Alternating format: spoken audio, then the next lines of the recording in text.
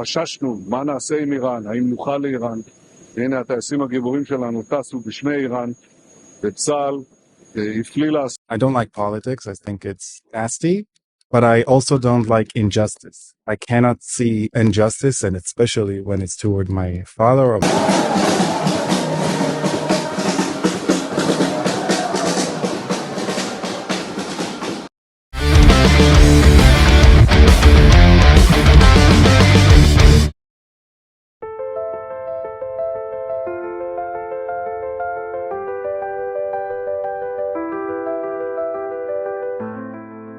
Di balik gemerlap propaganda dan kekuatan senjata, kenyataan pahit di medan konflik tak bisa disembunyikan.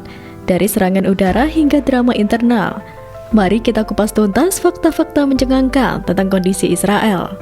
Rudal-rudal Iran yang meluncur ke Israel selama perang 12 hari pada Juni lalu dilaporkan secara langsung mengenai 5 fasilitas militer Israel. Hal ini terungkap meski pemerintah Israel berusaha sekuat tenaga menyembunyikan kerugian tersebut. Hal ini sementara menguatkan klaim Iran bahwa mereka adalah pemenang dalam saling balas serangan pekan lalu. Perang itu baru berhenti setelah Amerika Serikat ikut campur dengan melakukan serangan udara ke fasilitas nuklir Iran. Data terbaru ini dibagikan kepada The Telegraph oleh akademisi AS di Oregon State University yang berspesialisasi dalam penggunaan data radar satelit untuk mendeteksi kerusakan akibat bom di zona perang. Serangan terhadap fasilitas militer tersebut merupakan tambahan dari 36 serangan lainnya yang diketahui telah menembus sistem pertahanan udara Israel sehingga menyebabkan kerusakan signifikan pada infrastruktur perumahan dan industri. Selain menyebabkan kerusakan parah pada properti tempat tinggal di seluruh negeri, serangan Iran juga menyebabkan 28 warga Israel tewas. Israel diketahui memiliki sistem peringatan canggih dan penggunaan tempat perlindungan bom dan ruang aman yang ditaati dengan disiplin oleh masyarakat.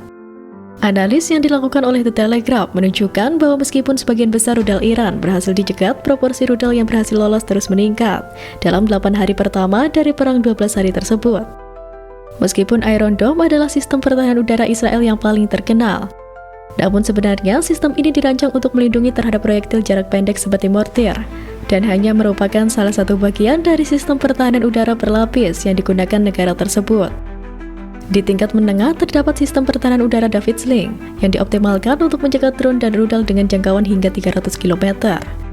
Di bagian atas adalah sistem Aero yang mengaktifkan rudal balistik jarak jauh sebelum kembali memasuki atmosfer.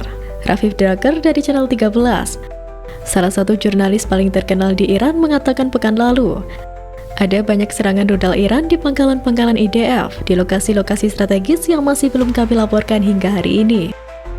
Para pejabat Iran mengatakan bahwa cara utama menembus pertahanan udara Israel adalah dengan menggunakan rudal dan drone secara bersamaan untuk mengacaukan sistem pertahanan.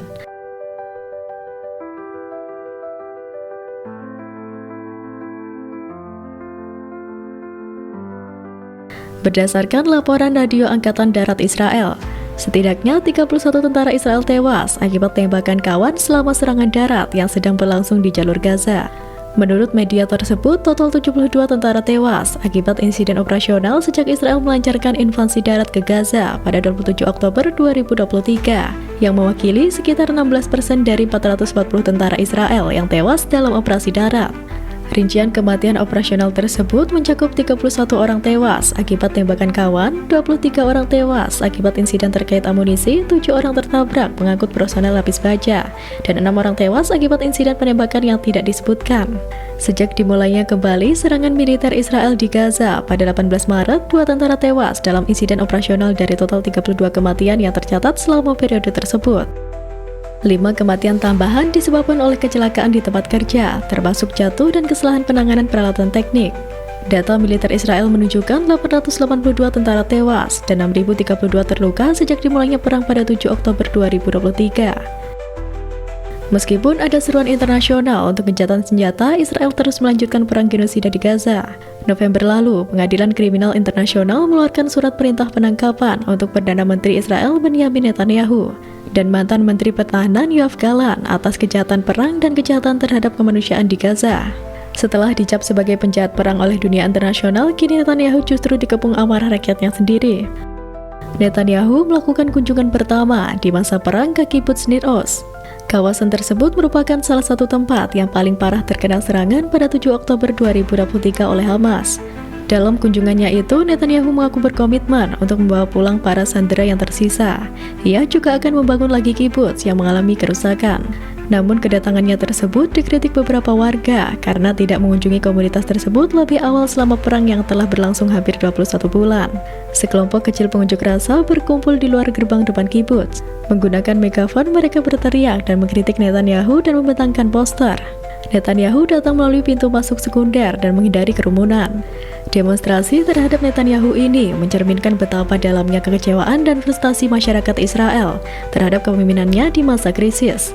Meskipun Netanyahu berusaha menunjukkan komitmen dan kepeduliannya dengan mengunjungi langsung lokasi yang terdampak, respon negatif warga menandakan bahwa tindakan tersebut dinilai terlambat dan kurang menyentuh kebutuhan nyata rakyat yang sudah lama menanggung penderitaan.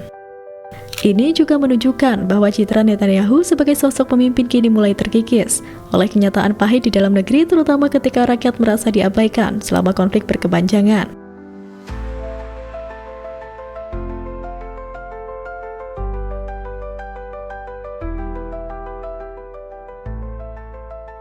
Sementara kemarahan publik terus menggema, muncul fakta baru yang mengejutkan. Netanyahu ternyata sempat meninggalkan Israel untuk berkunjung ke Yunani di tengah krisis yang melanda negaranya. Pesawat resmi Perdana Menteri Israel Benyamin Netanyahu terdeteksi mendarat di Athena, Yunani pada Jumat 13 Juni sore. Hal itu memicu spekulasi bahwa Netanyahu melarikan diri ke Yunani di tengah memanasnya konflik antara Israel dan Iran. Namun tidak diketahui secara jelas apakah Netanyahu atau keluarganya ada di dalam pesawat yang mendarat di Athena tersebut. Kantor berita Iran, IRNA, melaporkan bahwa Netanyahu telah dibawa ke lokasi yang tidak diketahui, namun diduga Yunani, menyusul serangan Israel terhadap Iran. Laporan yang belum bisa diverifikasi secara independen ini semakin memperkuat spekulasi soal kaburnya Netanyahu. Laporan terpisah dari kantor berita Turki, Anadolu Agency, menyebut bahwa pesawat Wing of Zion membawa duta besar Israel untuk Yunani. Disebutkan oleh sumber-sumber itu bahwa pesawat resmi Netanyahu membawa sang dubes Israel dari Tel Aviv ke Athena setelah lalu lintas udara komersial dari dan ke bandara Tel Aviv dihentikan sementara, menyusul serangan besar-besaran Israel terhadap Iran.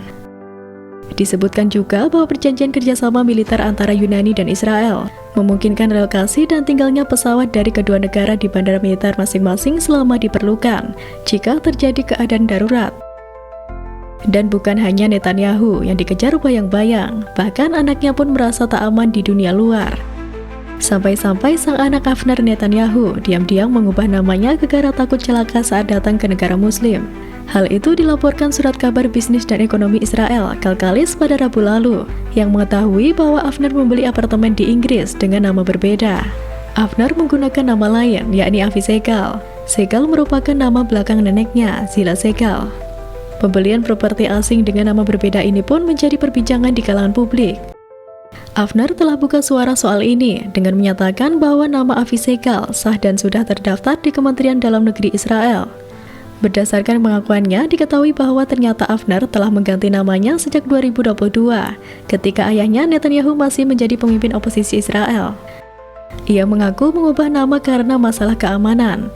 Saat itu, jabatan ayahnya membuatnya rentan dan dirinya pun ditolak ketika meminta perlindungan dari Shin Bet untuk belajar di luar negeri.